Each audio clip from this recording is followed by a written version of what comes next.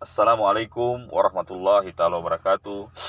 Salam sejahtera saudara-saudara sekalian. Alhamdulillah berjumpa lagi kita di channel yang serba simple dan spontan, yaitu channel Malaysian Respond. Channel ini saudara-saudara hanyalah berdasarkan kepada pemerhatian dan pendapat daripada saya sendiri, admin tunggal dalam channel kecil ini. Oke, tetapi walau bagaimanapun pendapat yang saya berikan seringkali berbeza dengan skop atau dimensi pendapat yang diberikan oleh channel-channel lainnya. Satu. Kedua, seringkali channel ini boleh berada lebih ke depan daripada masanya, seolah-olah boleh meramal. Dan ramalan itu alhamdulillah so far 80% atau 90% tepat. Jadi, pastikan saudara-saudara menonton video kali ini sampai habis. Pertama, supaya tidak gagal paham. Kedua, untuk melihat sendiri apa yang saya katakan tadi adalah benar. Oke saudara-saudara, straight to the point, tanpa intro yang panjang. Saya menyatakan bahwa kita, masyarakat Bumi Putra sekarang ini, sedang berada di ambang bahaya. Ya, status quo kita sebagai masyarakat Bumi Putra bakal terancam. Dan jika ianya this initiative slip from our hand, ianya tidak akan datang kepada kita lagi.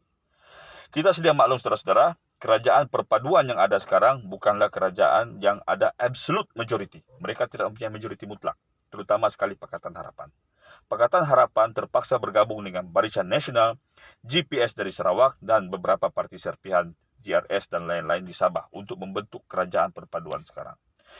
Jadi saudara-saudara memandangkan kerajaan perpaduan dan Pakatan Harapan adalah dua entiti yang berbeza tapi bergabung, maka untuk konten kali ini tumpuan kita adalah pada dua isu. Pertama, hasrat Pakatan Harapan itu bukan kerajaan perpaduan tapi Pakatan Harapan, dan penebat kepada hasrat berkenaan, yaitu salah satu parti yang ada dalam kerajaan perpaduan itu sendiri, yaitu UMNO. Oke, apakah hasrat yang mau dilaksanakan oleh Pakatan Harapan? Seperti yang saya katakan tadi, mereka tidak memenangi pilihan raya yang lalu, tapi mereka memerintah atas hemat Duli Yang Maha Mulia Sri Paduka Baginda di Pertuan Agong Al-Sultan Abdullah bahwa kerajaan perpaduan jauh lebih elok daripada mengadakan pilihan raya semula. Jadi kalau mereka tidak menang, sudah pasti dalam PRU yang akan datang mereka mau menang. Untuk memenangi PRU di negara kita, angka keramat 112 perlu dicapai. Bermakna parti lawan akan memenangi 110. Jadi ada 2 kursi majority.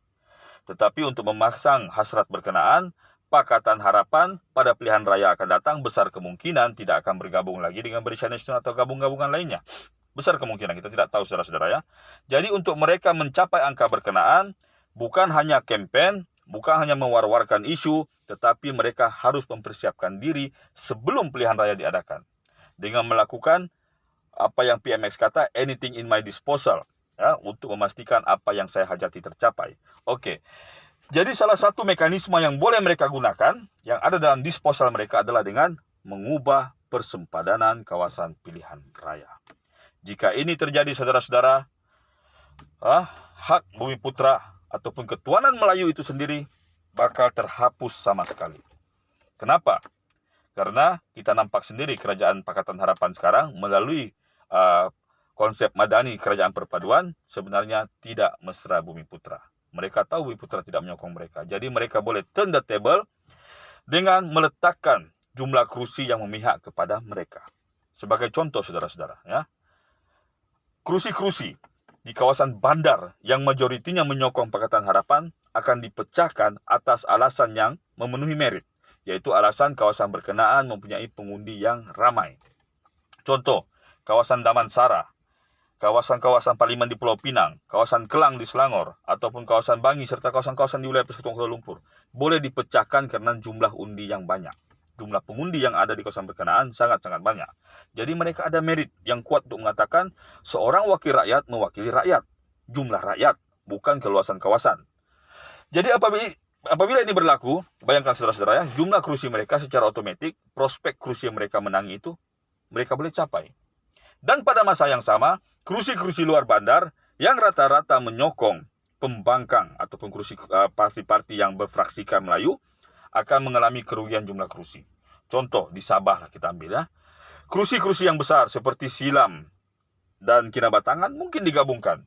Mungkin digabungkan karena kawasan berkenaan walaupun besar, wakil rakyatnya tidak mewakili unggas, flora, fauna, sungai yang ada di sana. Dia harus mewakili rakyat.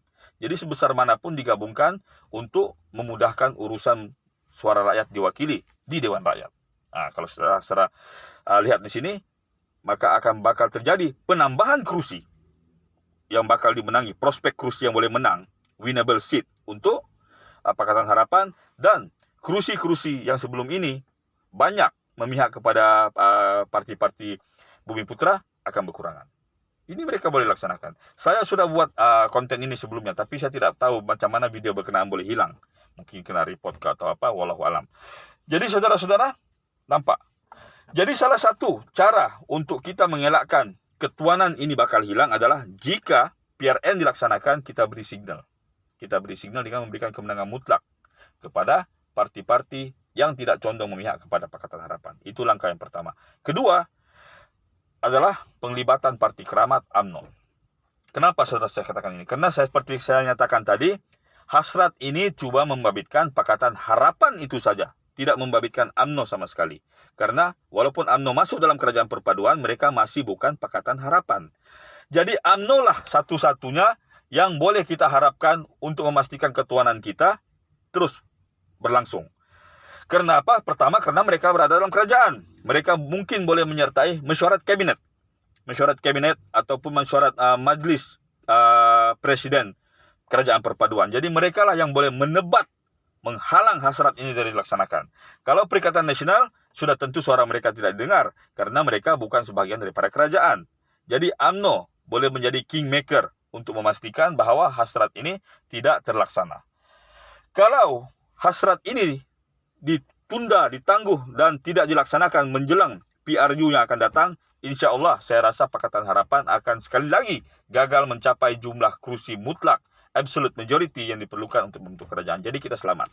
Jadi sekarang masa depan kita berada dalam dua tangan. Pertama, tangan kita sendiri para pengundi. Kedua, kita mengharapkan ihsan, kekuatan yang pernah ada dalam UMNO untuk kembali menyelamatkan kita. Hal ini sudah pernah terjadi, saudara-saudara ya. Semasa Malayan Union dulu mau dilaksanakan pada 1 April 1946, UMNO lah yang menyelamatkan ketuanan kita sebagai Bumi Putra dan Melayu serta agama Islam.